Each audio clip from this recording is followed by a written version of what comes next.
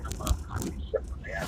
So yung mga sa BNP kasi sa mga ibang requirements sa mga sanitation, that's one of the requirements pagkukuha ng mayor's permit.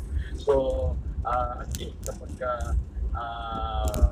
ma-approve na at na-pirmahan na yung manupal na ito, at least malalaman na ng lahat yan, no? Ating PPLO, may Attorney Sherwin De Luna, na talagang magkakaroon tayo ng extension. After January 20, siguro maging effective na yun hanggang March 31. Yung sa mga negosyante natin na medyo nahihirapan pa. Radio Manila. Kailang expect mo pirmahan ito? Well, lumalakad na. Lumalakad na. Alam mo naman na kasi ito yung panukala pa natin ito noong December pa. No?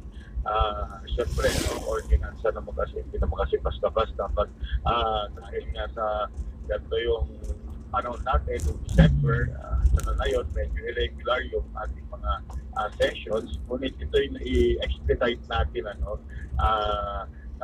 kaya ang nangyari dito for signature na, pero ito na ipanukala pa ito noong December, naipanukala ko pa ito nung nagse-session kami.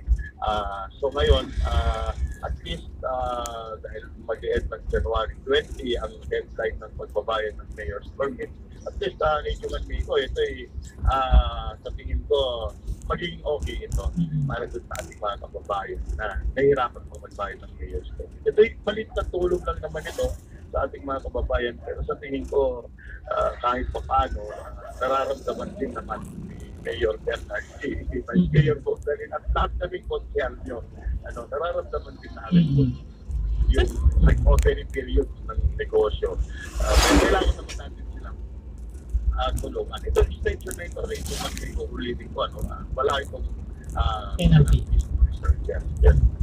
Sir, nag-resume na ba yung session nyo? Well, oo, nag-session kasi kami, siyempre, tapos nagkaroon kami ng session, siyempre, right after Christmas, naipanukala na yan natin na. So, siyempre, dahil sa bakasyon, siyempre, nagkaroon tayo ng meeting with the mayor, tawag ito, kinonfirm ko sa kanya at sabi niya, okay yan okay yan. Basta importante, yung mga pwede nang magbayad. Kaya, pinaayos na natin yung pag-finance for signature. Kaya ito, lumalakad na. So, ewan po, konti na lang yata yung pipirma.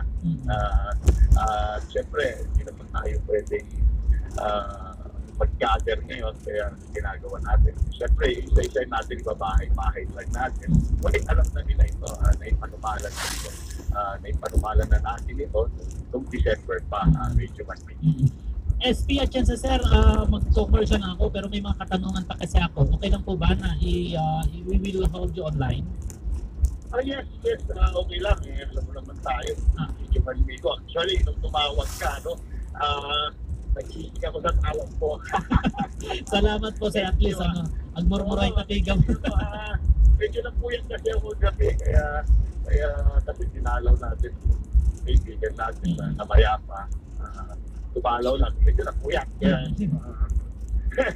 Sige, okay lang. Sir, we will hold you online and we will get back to you after some commercial. Yes. Yes, sa mga idol, patuloy yung pagkikinig dito sa ating palatuntunan at ang ating nakakapanayam on air ay si SP member Ege Atienza, ang committee chair ng Business and Enterprising Committee ng lungsod ng Kawayan. Straight to the point. Ang ating oras sa 3 sandali makalipas ang ikawalo.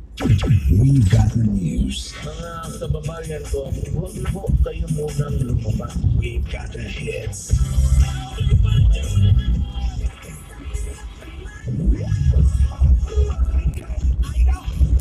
IFM Philippines. Fry Bar, hindi lang puti, kiss na puti. Pag nilaban sa Fry Bar Blue, ang puting damit ay magiging puti ito, mas puti ito, mas puti ito. Sa Fry Bar Blue, pwede hindi na ako magtina at Mel o bleach dahil ang Fry Bar Blue ay may power whitener na nanunuot sa bawat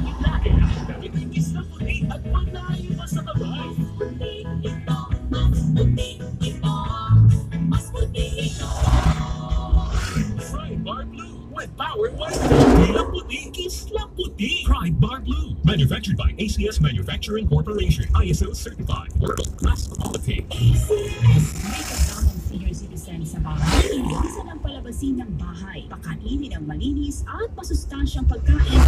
Iwanan ang COVID-19. Isang paalala mula sa ACS Manufacturing, maker of Leading Toothpaste. Kung kailangan lumabas ng bahay, sundin ang tamang oras at araw ng paglabas ng bahay para makaiwas sa dami ng tao at makaiwas makakuha ng virus. Isang paalala mula sa ACS Manufacturing, maker of Shield Bath Soap. Sa dami ng glass ng mga naglalabas ng kape, dapat maging mapanuri. Dito ka na sa kumpleto. Dapat Gyms 7-in-1 Coffee Mix. May isang cup ng Korean ginseng na nakakatulong para maging masigla, malakas ang katawan at magpatalas ng memorya. May agaricus mushroom na mabisang antioxidant, mayaman sa vitamins, minerals, at beta-glucans. Meron din itong spirulina na mayaman sa protina. Ganoderma, nakakatulong proteksyonan ng atay, pagbalansa ng cholesterol at magandang sirkulasyon ng dugo para tulungan lumakas ang immune system sa bayan ng proper diet at healthy lifestyle. At uminom ng Gyms 7-in-1 Coffee Mix. Ang kape kakaiba. Mabibili ang Gyms 7-in-1 Coffee Mix sa mga leading groceries, supermarkets, and drugstores nationwide. Talaga, Gyms.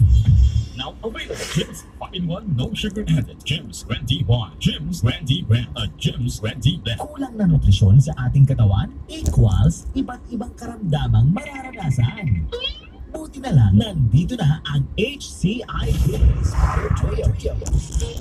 Ang powerful combination na tutulong para mapanatiling maibalik sa dating husay at kalusugan at makaiwas sa anumang karamdaman. HCI Pills Power Trio, CMD, Cell Biofood at SJ Vibe Supreme. Linisin, alagaan at palakasin ang inyong mga cells. Mag-HCI Pills Power Trio.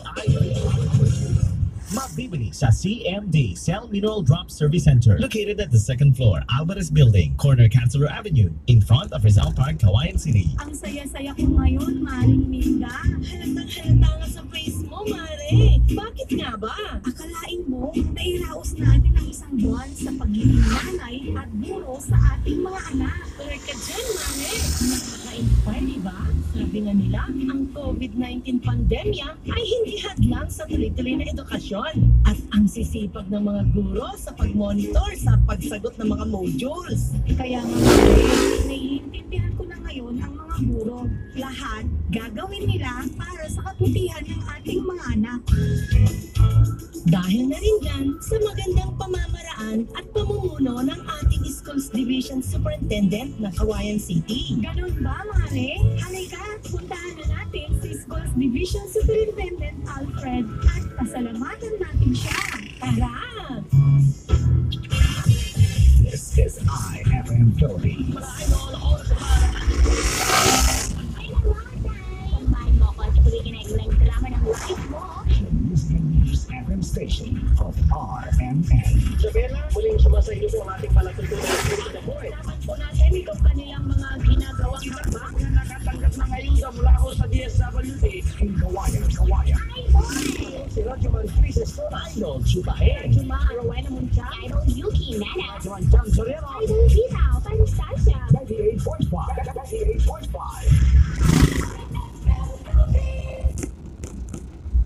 Straight to the point.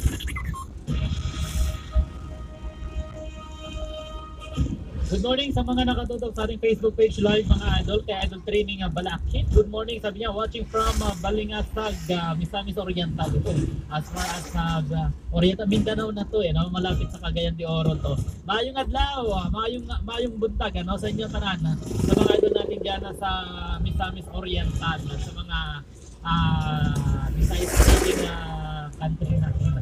Banda dyan sa bandang South. Maayong adlaw mga idol at sige, maayong buntag niya sa lahat.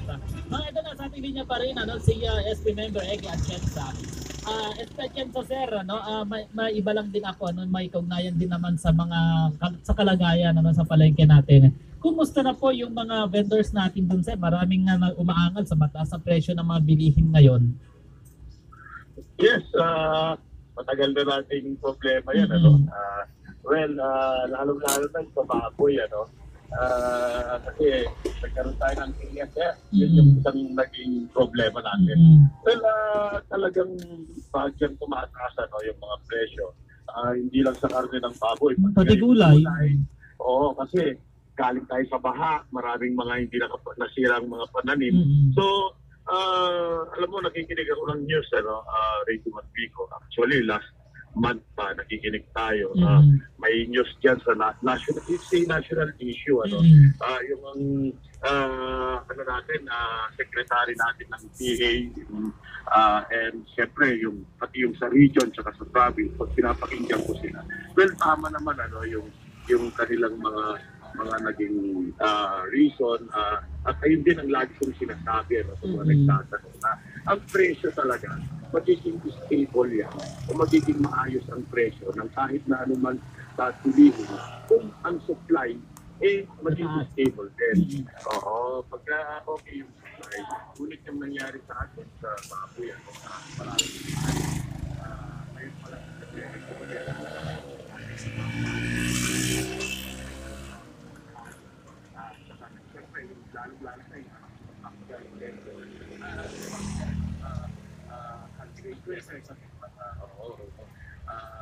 siyempre ngayon pa lang nag-recover ulit, siyempre kailangan sa barangay, campaign,